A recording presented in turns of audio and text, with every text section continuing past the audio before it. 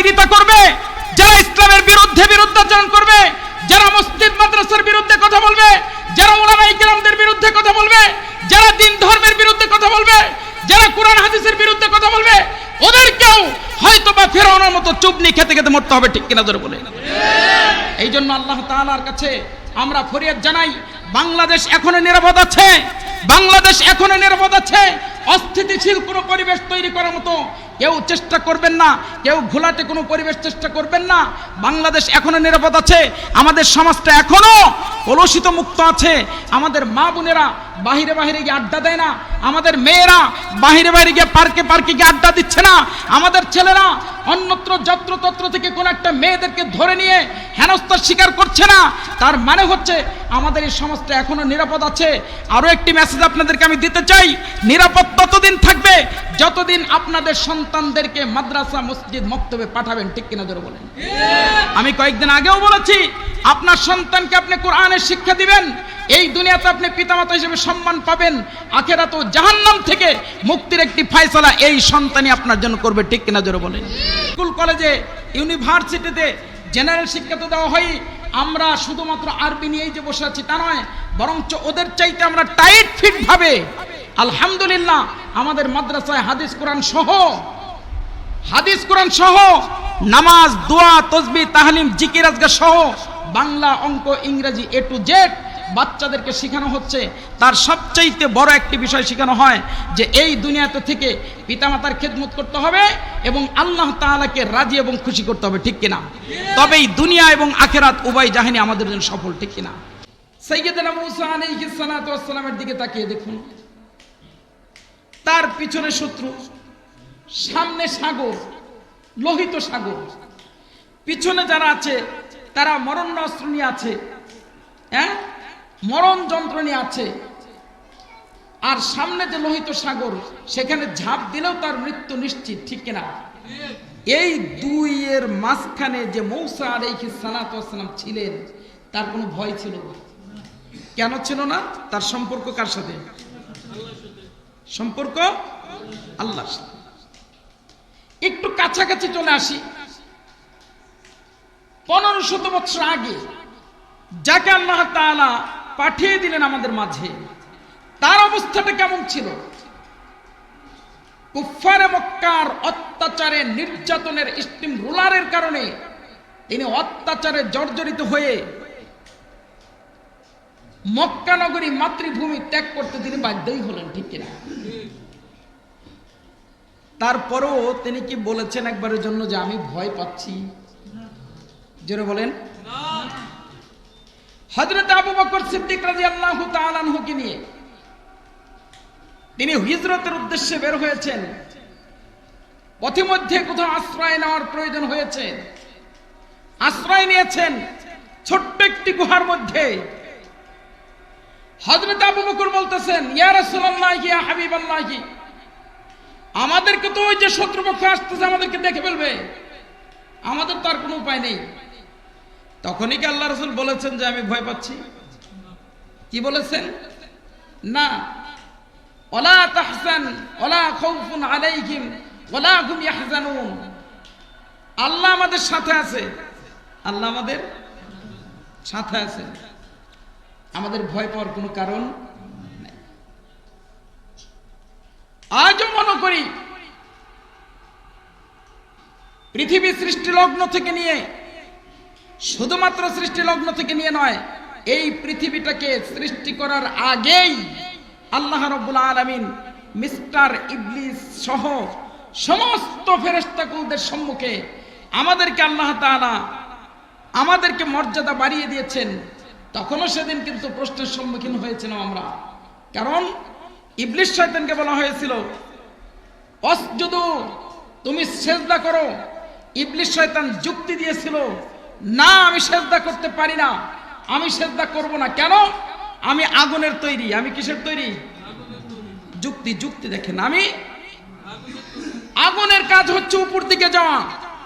আগুনকে যত নিচ থেকে আপনি জ্বালিয়ে দেন না কেন, আগুন কোন দিকে যায়? আর আদম হচ্ছে মাটির তৈরি, মাটিকে যত উপর দিকে আপনি দেন না কেন, ও নিশ্চিত নিচ দিকে চলে আসবে, ঠিক কিনা। তাহলে ওর জায়গা হচ্ছে নিচে, আমি আমি আজাদিলের স্থান হচ্ছে উপরে। এই যে যুক্তি ফিট করলো, এই যুক্তির কারণে তার ৮০,০০০ বৎসরের ইবাদত বন্দিগির সওয়াব আল্লাহ তাআলা ভ্যানিশ করে দিয়েছেন। নাউজুবিল্লাহ। যুক্তির কারণে। যুক্তির কারণে কিসের কারণে? যুক্তির কারণে ৮০,০০০ বছরের ইবাদত বন্দিকে আল্লাহ তাআলা কাটিং করে দিলেন। শুধু তাই নয়, তার যে একটা কর্তৃত্ব ছিল জান্নাতের মধ্যে, সেই কর্তৃত্বটুকু, সেই নেতাগিরিও আল্লাহ তাআলা আবার ওটাকেও কাটিয়ে দিয়েছেন। ঠিক কিনা?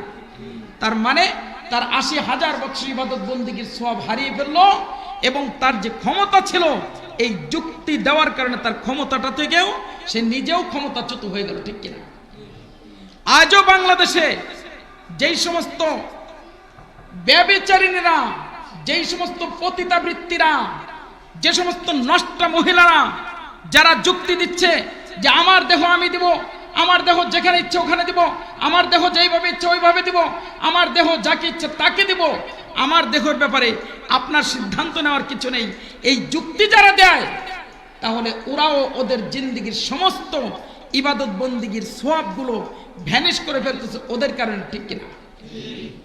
আর শয়তান সওয়াব তো নষ্ট হয়ে গেল, আর ওর যে একটা নেতাগিরি ছিল, একটা দায়িত্ব ছিল জান্নাতে, সেই দায়িত্ব থেকেও আল্লাহ তাআলা তাকে বঞ্চিত করে দিয়েছেন। ঠিক কিনা?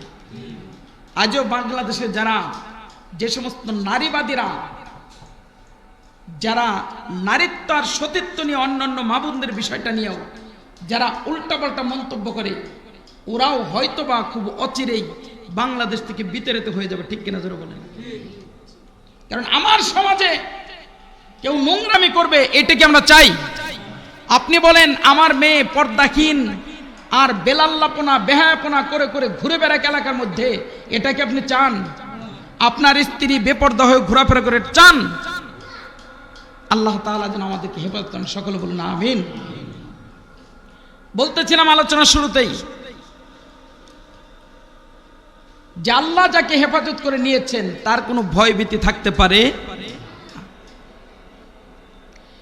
আল্লাহ রাব্বুল আলামিন যেই বান্দাবান্দির সাথে আছেন এই পৃথিবীর জমিনে এবং পরপারে যাওয়ার পরে, এই উভয় জাহানে তার কোনো ভয় নাই, তার কোনো টেনশন নাই, তার কোনো চিন্তা নাই।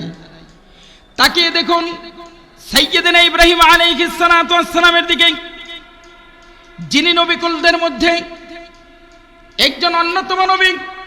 সাইয়্যিদনা ইব্রাহিম আলাইহিস সালাতু ওয়াস সালাম, যাকে নমরুদ বাহিনী বিশাল অগ্নিকুণ্ড তৈরি করার পরে অগ্নিকুণ্ডে তাকে প্রস্তুতি নেওয়া হচ্ছে, নিক্ষেপ করে দিবে।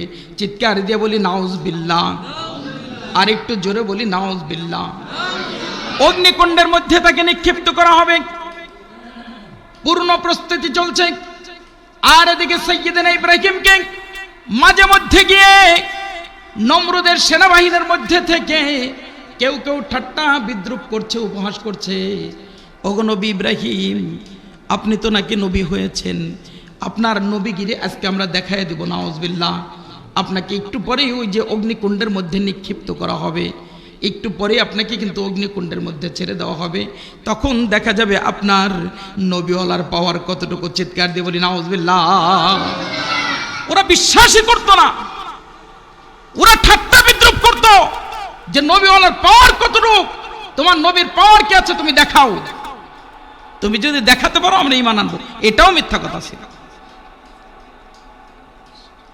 হযরত ইব্রাহিম আলাইহিস সালাতু ওয়াস সালামকে যখন এক পর্যায়ে অগ্নিকুণ্ডের মধ্যে নিক্ষেপ করা হলো, নিক্ষেপ করা মাত্রই একজন ফেরেশতা এসেছেন।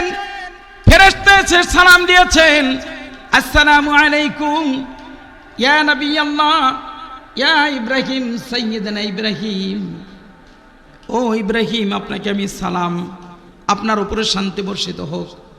সাইয়্যিদনা ইব্রাহিম আলাইহিস সালাতু ওয়াস সালাম সালামের জবাব দিয়ে বললেন, ওয়া আলাইকুমুস সালাম ওয়া রাহমাতুল্লাহি ওয়া বারাকাতুহু।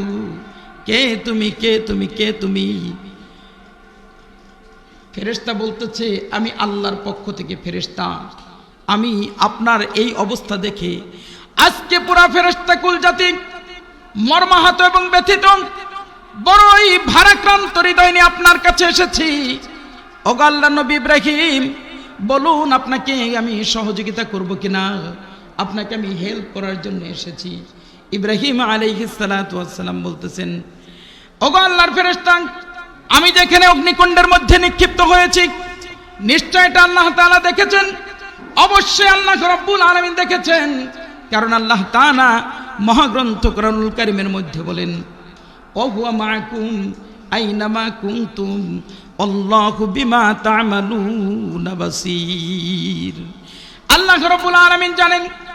আল্লাহ তাআলা নিজেই বলতেছেন, ও বান্দারে, কথা বলে কে যেন একটু কথা বলতেছে, ডিস্টার্বটা বন্ধ করেন তো, আসতে পারছেন ঝামেলা হয়। এই কথা বন্ধ করেন তো, থাপ্পড় দেন তো।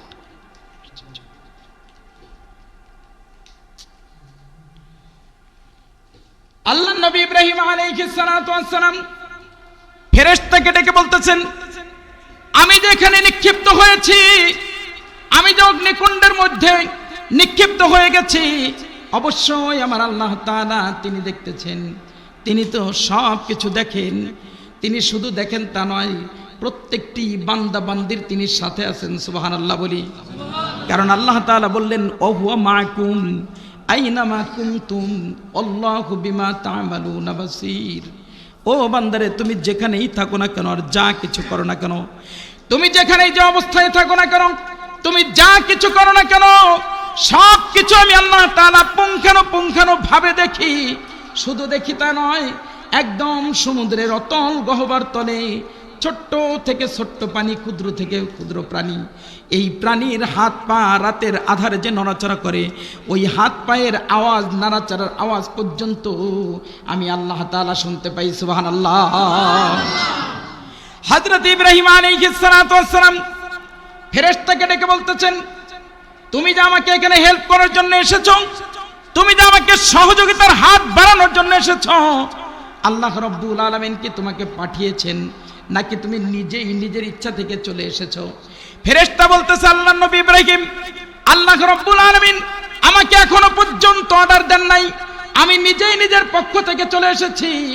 আপনার এই অবস্থা দেখে, আপনার এই অগ্নিকুণ্ডলিতে ইমানের পরীক্ষা দেওয়া দেখে আমরা পুরো ফেরেশতা জাতি আজকে মর্মাহত এবং ব্যথিত। আল্লাহ তাআলা এখন আদেশ দেন নাই, তবে আমার এমনও শক্তি আছে, আমাকে আপনি অর্ডার দেন, এই নমরুদের অগ্নিকুণ্ডের যে পুরা স্তম্ভ সব কিছু নিয়ে আমি ঠেলে সাগরের ভিতরে ফেলে দিতে পারি। চিৎকার দিয়ে বলি সুবহানাল্লাহ। হযরত ইব্রাহিম আলাইহিস সালাতু ওয়াস সালাম বললেন, না না, আমার প্রয়োজন নেই তোমার সহযোগিতা। কারণ যে আল্লাহ তাআলা আমাকে সৃষ্টি করেছেন, সেই আল্লাহ রাব্বুল আলামিন সব কিছু দেখতেছেন, ঠিক কিনা?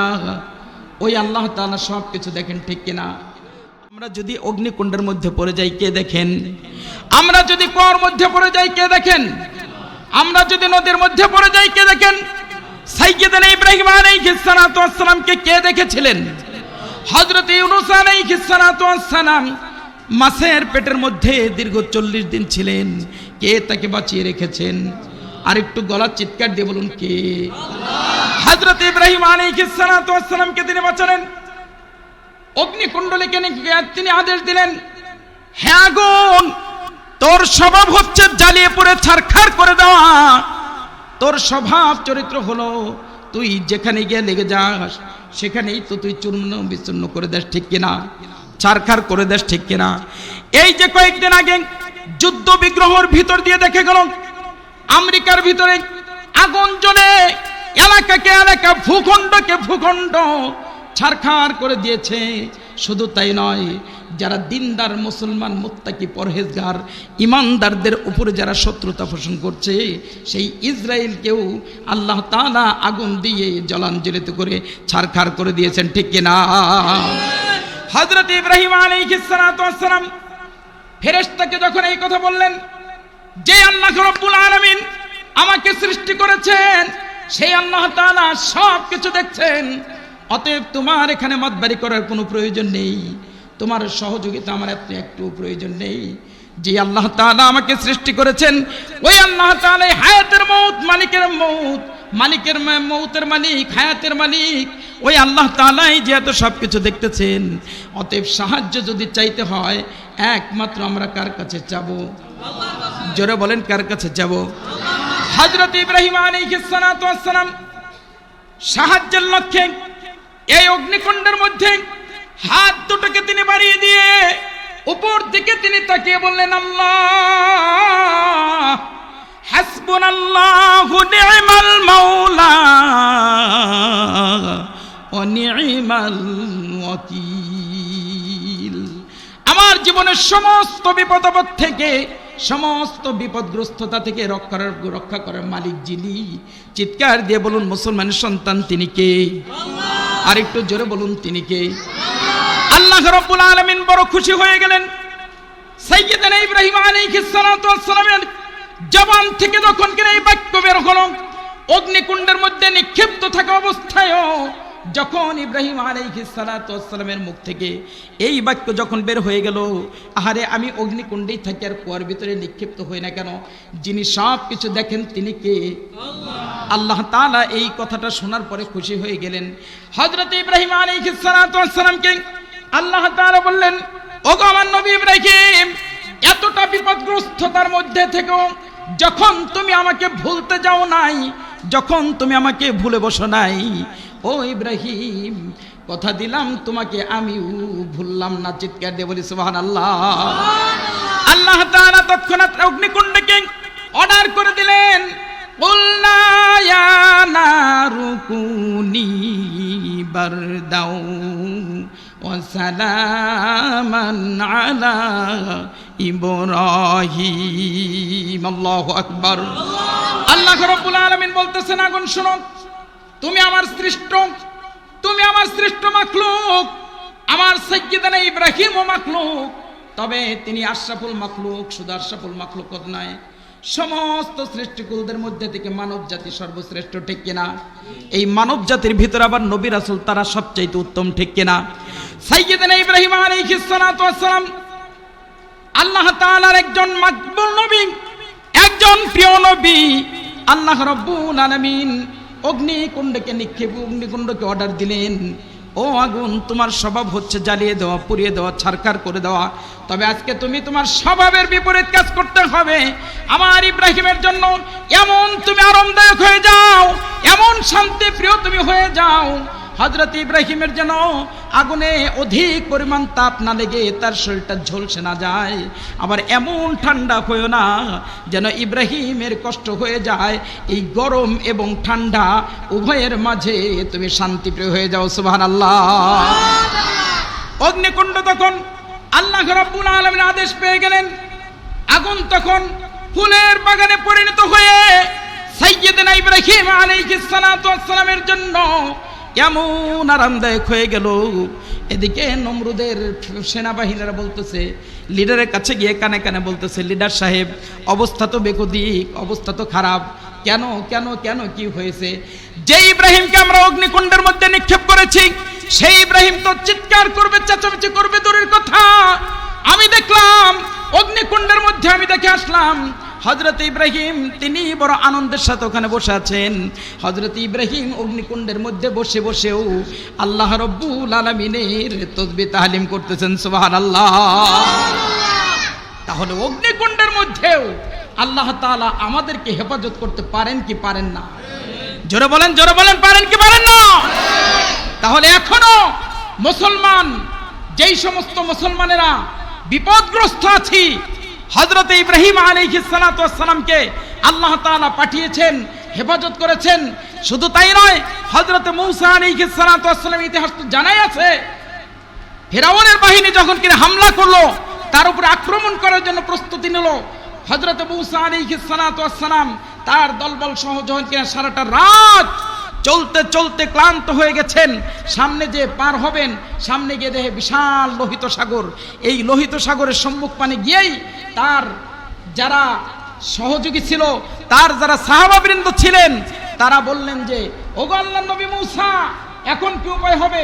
আপনি আমাদেরকে কোথায় নিয়ে আসলেন?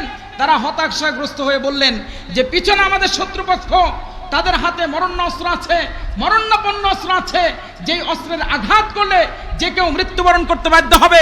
আমার সামনে লোহিত সাগর, আমরা যে ঝাঁপ দেব, এই ঝাঁপ দিলেও সেখানে আমাদের মৃত্যু হবে। অতএব সামনে পিছনে দুই দিকে আমাদের মৃত্যু আর মৃত্যু। আমরা এখন কোথায় যেতে পারি, ঠিক কিনা? এই অবস্থার সৃষ্টি হয়েছিল কিনা বলেন?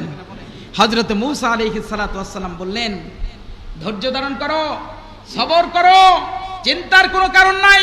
আমরা দিনের কাজে এসেছি, আমরা দিনের দাওয়াত নিয়ে বের হয়েছি। আল্লাহ তাআলা আমাদেরকে দিনের দাওয়াত দেওয়ার জন্য দুনিয়াতে পাঠিয়েছেন। অতএব আমাদেরকে হেফাজত করবেন যিনি, তিনি কে?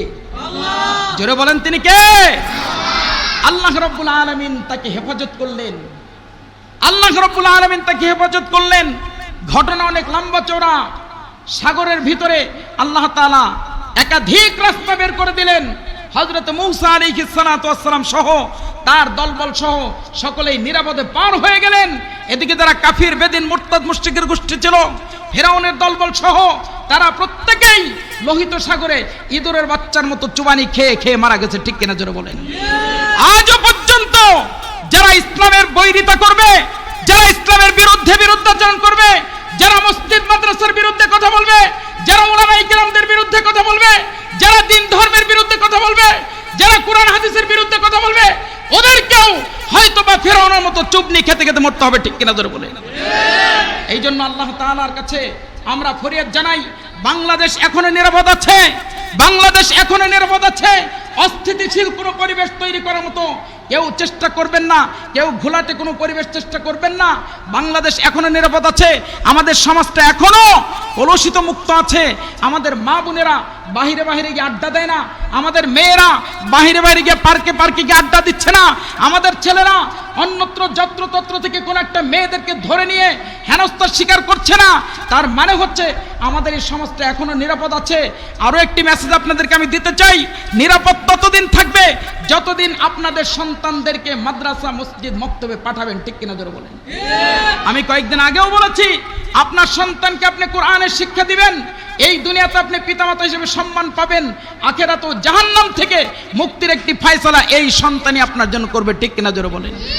এই জন্য আমরা আসুন, স্কুল কলেজে ইউনিভার্সিটিতে জেনারেল শিক্ষা তো দেওয়া হয়, আমরা শুধুমাত্র আরবি নিয়েই যে বসে আছি তা নয়, বরঞ্চ ওদের চাইতে আমরা টাইট ফিট ভাবে আলহামদুলিল্লাহ আমাদের মাদ্রাসায় হাদিস